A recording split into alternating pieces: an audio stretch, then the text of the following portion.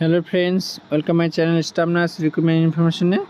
পশ্চিম বর্ধমানের engagement order দিয়েছে, 4 তারিখে বের হয়েছে এনগেজমেন্ট অর্ডার স্টাফ নার্সদের ফেজ 2।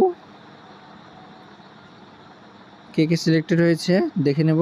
1 নম্বর আমিনুল ইসলাম তাবারাক,